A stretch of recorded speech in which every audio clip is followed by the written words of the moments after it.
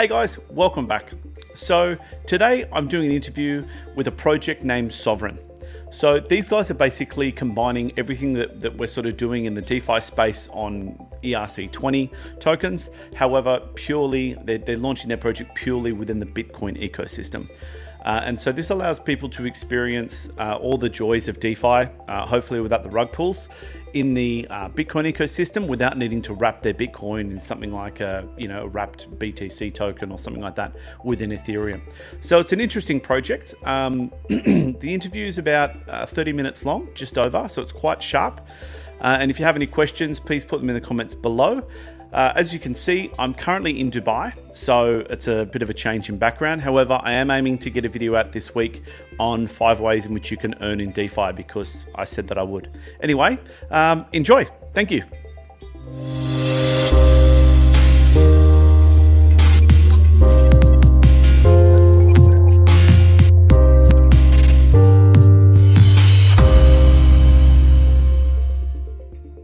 All right, well, welcome everybody back to an interview that we've got with a company called Sovryn, and I've got the CEO Iago with me. So, Iago, why don't you just tell us a little bit about maybe a couple of sentences on essentially what Sovryn is? Sure. So Sovryn isn't a company, and I'm not the CEO. I'm a contributor to an open source project, which is building what we see as the next important step for Bitcoin, which is to take our decentralized currency and stop having to put it into centralized platforms and provide decentralized alternative to those platforms. So what Sovryn is it's a way that you can trade Bitcoin, leverage trade Bitcoin, borrow and lend Bitcoin through a decentralized platform, which is built on Bitcoin layer 2.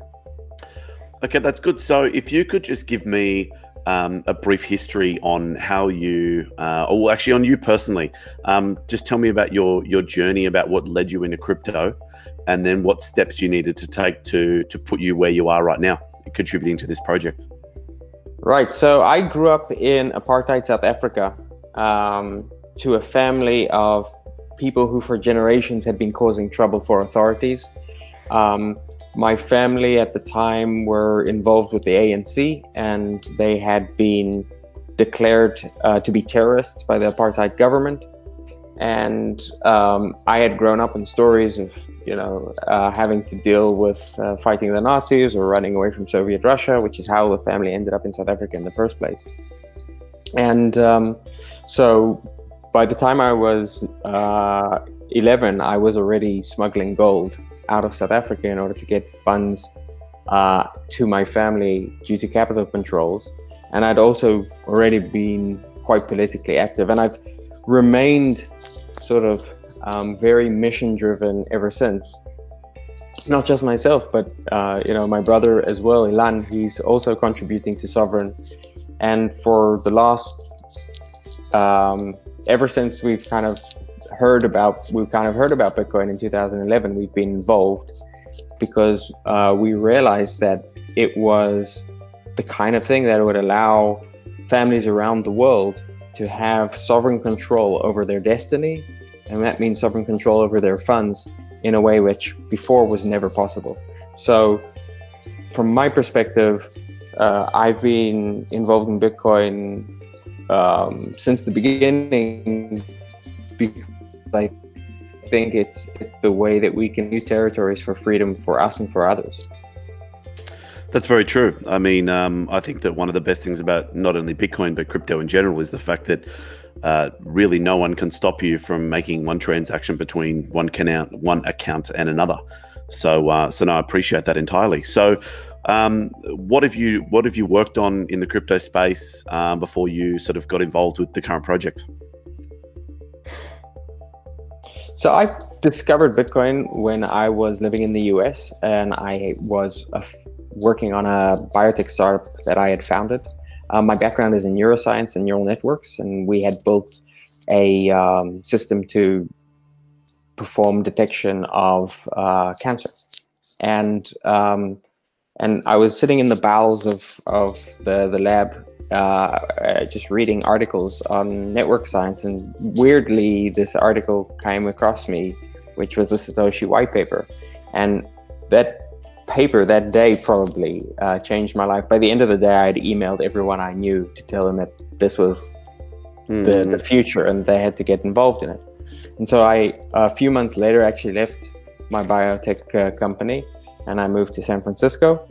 I joined a games company because I wanted to learn about how to make it attractive to ordinary people to use digital assets.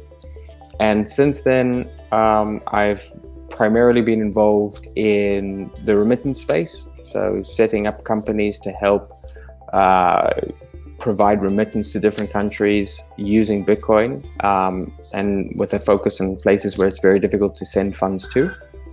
And then in February, when the pandemic started, a bunch of friends, all kind of like old Bitcoin buddies, we got together online and we started talking about the fact that there was a mask shortage everywhere. And so we started working to put together a network of 3D printers so that we could get masks to anywhere in the world, regardless of whatever shocks happened to the supply chain. And so we kind of reconnected that way, and we started talking about our experiences in the history and the things that we had gone through in the Bitcoin space. And then one of the things that came up was that for years, we'd always expected that there was going to be a decentralized Bitcoin exchange, that there would be a way to decentralize all of these different services that we were using. And it never really quite emerged. And so we said, screw it. And we decided to build it ourselves. And so now we're already on mainnet, and we're going to be opening access to people progressively over the next few weeks. Oh, good. And so, I mean, we briefly touched on the history of the business. So, I mean, I guess it started earlier this year, early 2020, February 2020. And then how many people have you got involved in the team? How is it sort of structured? Is there a token involved, or, I mean, how does the whole thing fit together? I mean, from a business sense. Yeah, I honestly don't know how many people are involved. It's very difficult to keep track. There's people... That's pretty cool. Yeah, there are people getting involved all the time. I think that right now we have about 16 collaborators on the GitHub. So stuff is getting built out at a furious pace. The fact that you call it the business, I really like that you call it the business. Because I think one of the cool things about Sovryn is that it is a business, but it's not a company. There is no company. So in what way is it a business? It is a service or a platform. People will be able to trade, exchange, borrow, lend, and there are fees that are associated with this. And these fees are collected by the system, and they're used to fund further development of the system, and they're used to reward sort of the early developers of the system. And this is going to be done through what we're calling a decentralized stonk, like a share, right?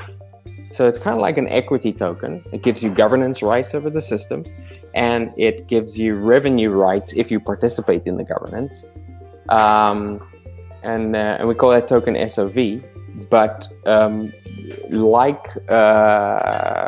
because it's a decentralized organization, it's not registered anywhere. There's no company behind it. Yeah, I mean, but there's still an underlying business, which is good, because I mean the thing has to wash its face financially, otherwise it's not sustainable. That's right. So it's good that that's being taken. But is the token? I mean, I know that the main product is concerned with specifically Bitcoin. Is the token an ERC20 token? Is that how you're operating with that? The system is being built... or its own network? You've got your own separate blockchain? The system is built on using Bitcoin layer 2, and most of the smart contracts are built on a Bitcoin sidechain called RSK. Oh, it's on rootstock. Okay. That's right. So it's very similar to Ethereum or to ERC20 tokens. And the primary difference is you don't need any Ethereum to transact. All of the transaction fees are Bitcoin native, and the chain itself is secured by Bitcoin proof of work. So it's merge mined with Bitcoin, and about 50% of Bitcoin proof of work is merge mined and is the hash power behind the sidechain. Yeah. Well, that's actually a good point of difference between pretty much most of the stuff that's happening in the DeFi space is that this, I guess, gives people who are currently in the Bitcoin world the opportunity to participate without having to, I guess, cross networks. I mean, people don't need to wrap their Bitcoin or get involved with something like REN BTC or whatever, or WBTC. So that's a pretty cool part of this, is that if you're just sitting back hodling your Bitcoin, you have an opportunity to earn and participate in networks the same way that other users are currently doing on the Ethereum side. Yeah, that's right. So the idea is to create as trust minimized, permissionless, and uncensorable a system as possible. And if you're taking Bitcoin and creating wrapped BTC, you're very far from that. It's a centralized custodian in the form of BitGo, and I think BitGo are a fine company and have done a lot of cool things, but you're still reliant on them. You can't simply withdraw your funds. You need to go through an exchange. You have to go through the whole KYC process. And so you're basically doxing yourself and placing your keys in somebody else's hands. And the fundamental principles that give us Bitcoin, that make Bitcoin special, the reason we were attracted to Bitcoin in the first place is because it's pseudonymous. You don't have to dox yourself. Your keys, your control, and those are the fundamental principles that we are looking to build in this Bitcoin layer 2 and provide additional functionality to Bitcoin. Give people additional ways to use their Bitcoin. And it doesn't necessarily mean that it will only be Bitcoin, because maybe you want to use your Bitcoin to, short ETH. So eventually that may be tradable on the exchange as well. But right now we're focused for the purposes of simplicity and testing on having a Bitcoin USD pair. Yeah, but that's also very cool that you, the one thing you mentioned is that this is completely decentralized, and that's I guess that is the main point that you've sort of driven home in the last few points, is that there is no need to go to another chain. The entire thing is decentralized, as in there's no CEO, you all just have contributors. And then the whole thing is designed to be systemic. So there's no trust with it. You don't have to trust a human with your money in the case of this platform.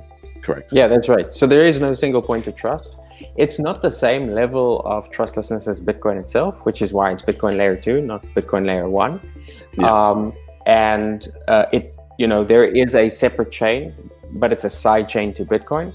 So, I think people should be aware of the fact that when they're using this, it's not Bitcoin main chain, but it is the Bitcoin ecosystem.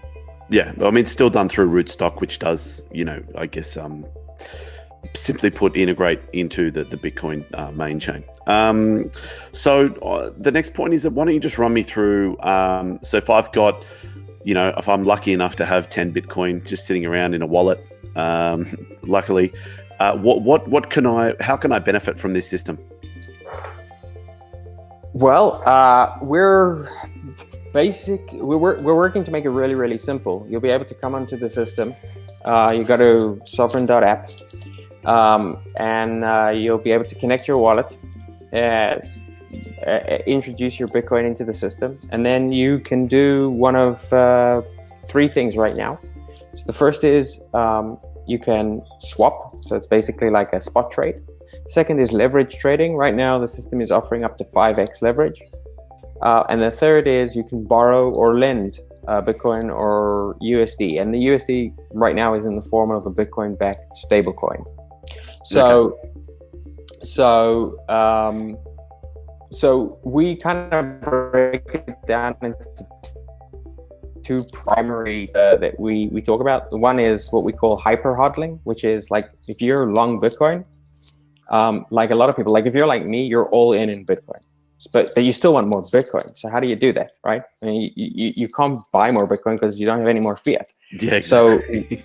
So what we allow you to do with Sovryn, what you can do with Sovryn is you can basically go and lever up your Bitcoin. You can say, I'm pretty convinced that Bitcoin is going to keep going up in price, so I'm willing to go 2x, 3x leverage, and that's exactly what I'm doing.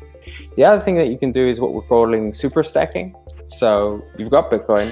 There's a lot of people who would love to pay you interest for that Bitcoin. And so we've created this decentralized pool where you can contribute to that pool, and people can, in an over-collateralized way, so you're not actually exposed to risk, and you don't have to, go through a credit check with them. You can start lending out your Bitcoin and earning on an ongoing basis interest on it, while still maintaining control of your keys and while being able to withdraw your Bitcoin when you want. And so that is, I guess that is works. Is it at a fundamental level? It works the same way as the existing DeFi protocols, where you put your Bitcoin into the system. Someone will lend that, and then the platform itself will take its fee in between the rate that you're earning versus the rate the other person is paying, and then that's set based on supply and demand. Is it a floating interest rate like that? Yeah, that's right. Right now it's a floating interest rate. We may add a fixed interest rate in the future. There's a lot of things that we're planning on adding. And yeah, it's very similar to some of the stuff you can see in like Ethereum DeFi, and that's no coincidence. One of the big memes in Bitcoin, certainly sort of in the early years, was that any technology which can be useful to or improve upon Bitcoin will simply be adopted by Bitcoin.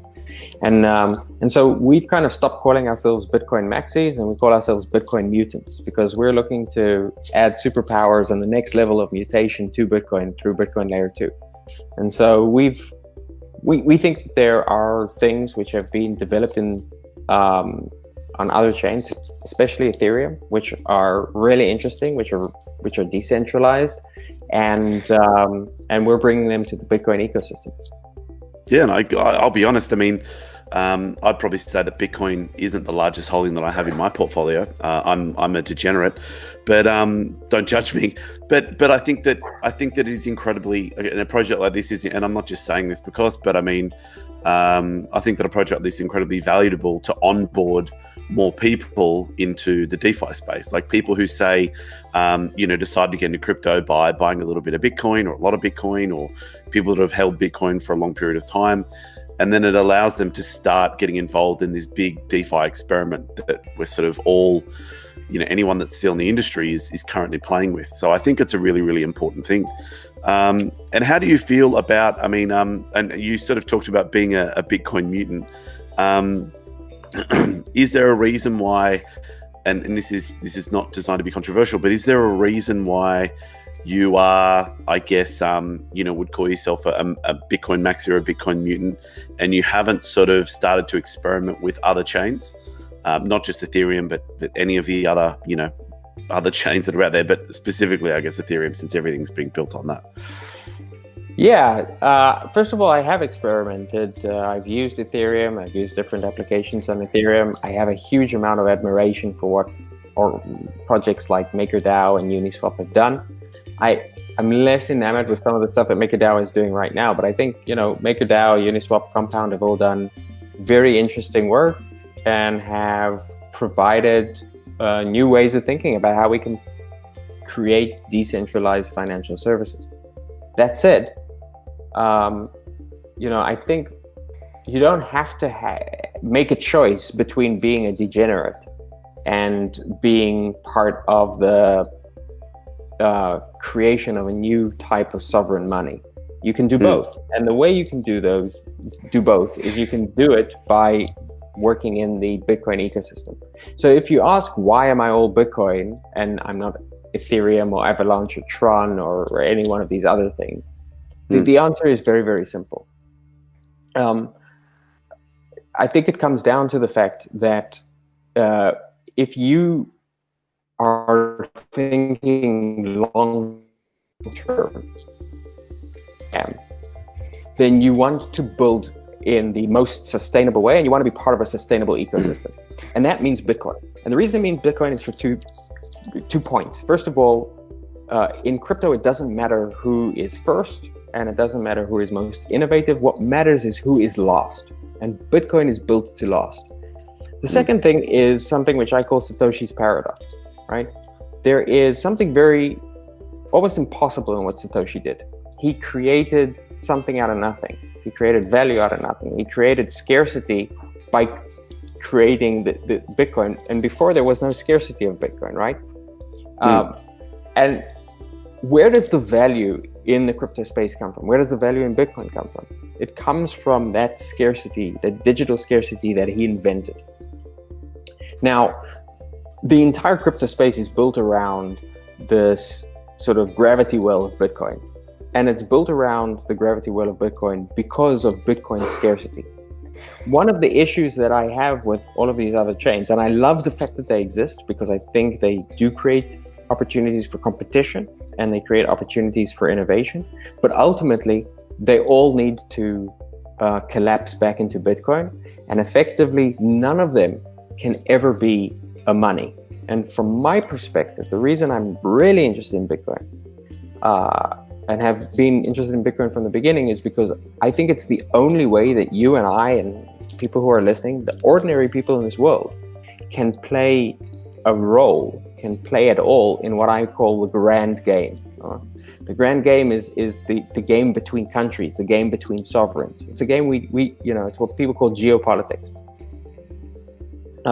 And it's always been the purview only of sovereign nations. But what Bitcoin has done is it's created a way for us to participate by creating our own money, which can be a sovereign money. And only Bitcoin can do that. If you want, we can discuss a little bit more, but I think everyone, even the founders of Ethereum, recognize, and that's why they called it, gas. It's why they use the analogy of petroleum for Ethereum. Realize that only Bitcoin has the sort of zero founder focus. The fact only Bitcoin operates like a law of nature, right? Ethereum is something that humans change. Tron is something that Justin Sun changes. Only Bitcoin is like a law of nature, and therefore only Bitcoin can be like digital gold, and therefore only Bitcoin can be our way as ordinary individuals to have a stake in this Game of Thrones of the sovereigns. No, don't you mean that was really good. That sort of that talk about why, and that's exactly what I sort of wanted to get out. And so so thank you for that. That was actually incredibly interesting. So although I'm pretty sure you've got this covered and thought about it, however, I think it's important to talk about what are the risks involved? I mean, what risks could a potential user find themselves in? I mean, there's no risk-free system out there, but I mean, what are the risks of using this system? For anyone who was interested. I think it's very important to understand the risk, right? So the number one rule in all of these things is do your own research. And to help, I'm gonna give a crib sheet of what I think are some of the risks. So first of all, there's always technological risk. We've seen systems be hacked or have bugs or exploits everywhere, and certainly in the Ethereum system. Now, we are using technology that is being reviewed by lots of people. It's going through audits. It's using code which has in some cases been forked from Ethereum, from projects that are effectively sort of acting as our testnet and as our bug bounty. But there's always technological risk, and so the longer the system is live without an exploit, the more secure we will feel. But that's risk number one. I would say we've taken an extremely security-oriented approach, which is kind of the way Bitcoiners think about things.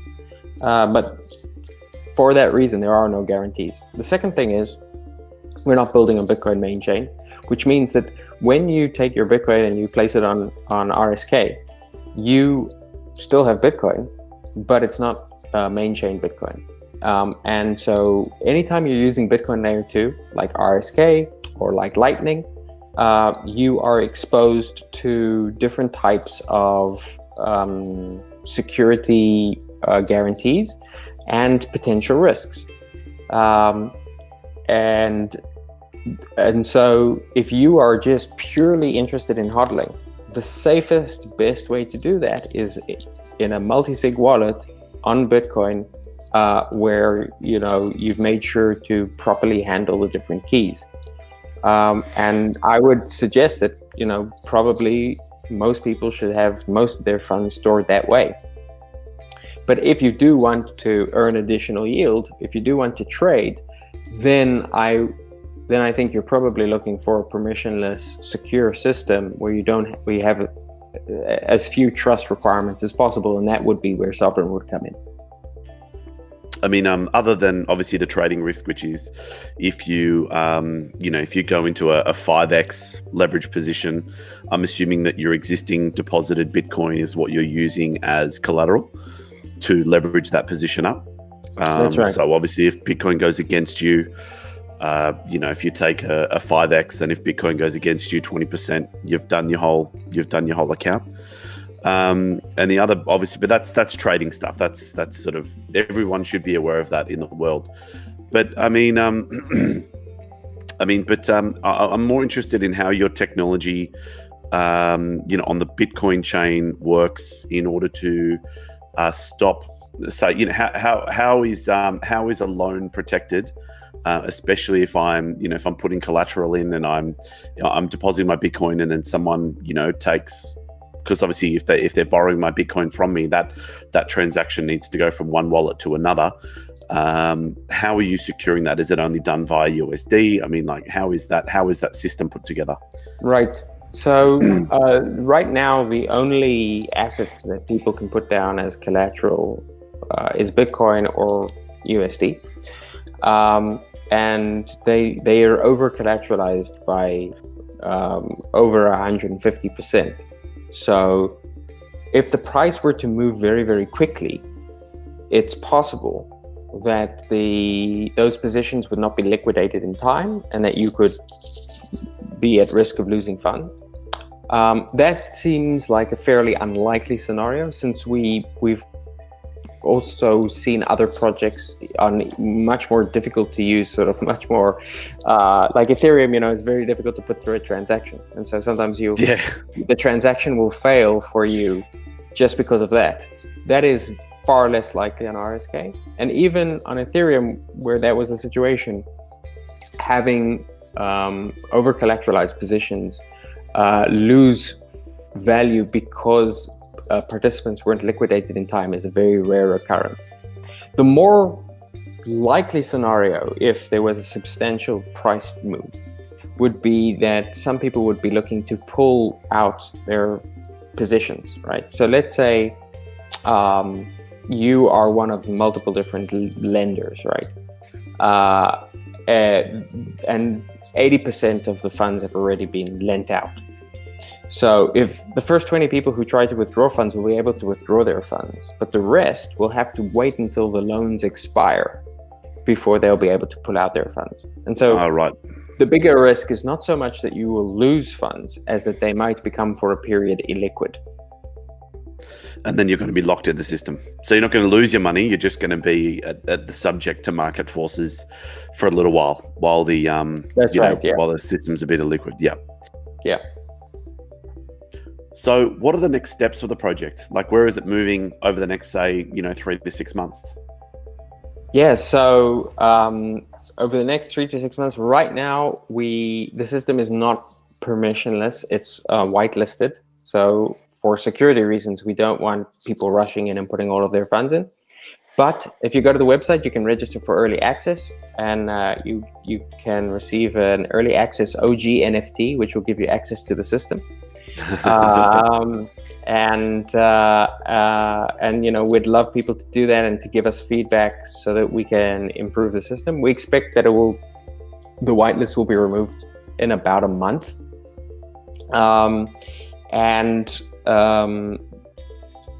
We will then also be providing different ways in which people can, by participating in the system, also earn SOV token and then start to have a stake in the governance of the system as well.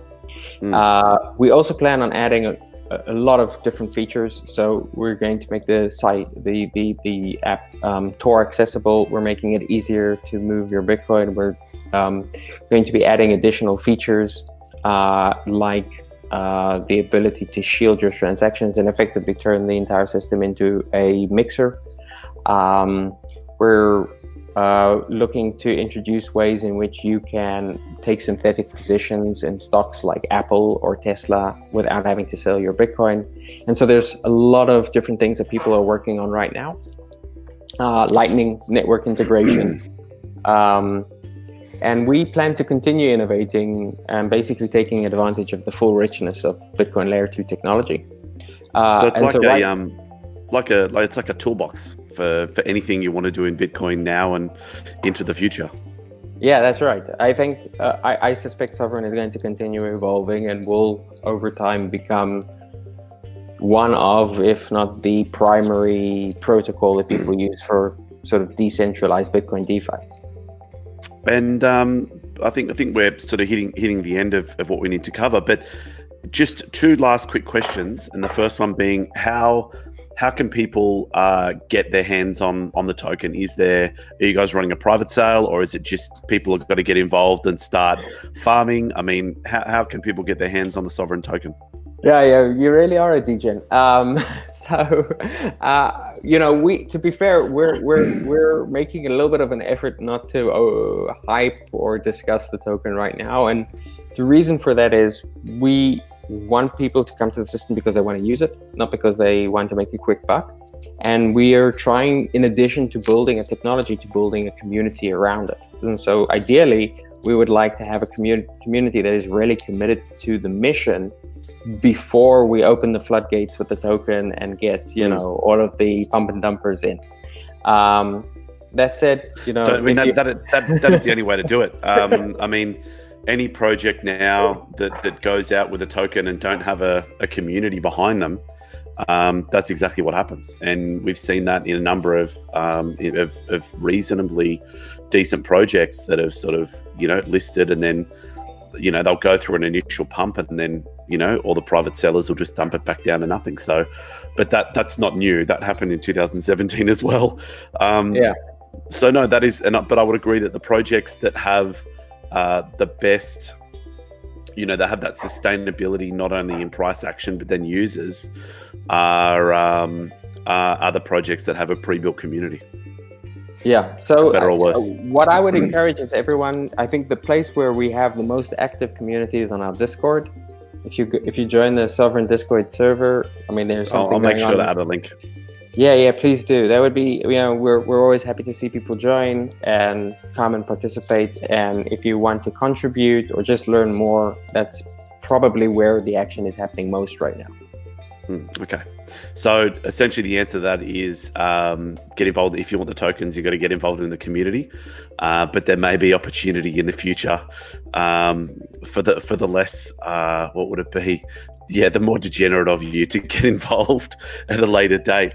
All right. Well, thank you so much, Iago, for chatting with us today about this very, very interesting project. And I mean, my takeaways from it that have been really interesting is, number one, I think this is the first sort of, foray into DeFi that we've seen from the Bitcoin community, which is really good. Second, outside of needing to rely on other networks. Second, the fact that the project, as you mentioned, is completely decentralized. There's no CEO, but there is an underlying sustainability model to keep the thing rolling, is also really good. And the fact that obviously because of all those things, and the fact that you've got faces behind the project mean that, and I've got to say it, it's not a blatant cash grab like so many other projects we see. So, and based on your history in the industry, it's obvious that you actually give a shit about what you're building. So that's actually really positive. And I'm not just saying that because you're sitting there. I actually genuinely believe that. So thank you so much for sharing the project and being open about not only your story, but obviously what the project is building. And I'm looking forward to seeing what happens over the next couple of months. Awesome. Thanks so much for having me. And I look forward to seeing more people in the Discord and hearing your comments, think about the system. Excellent. Thank you so much, guys. And we'll see you soon. All right.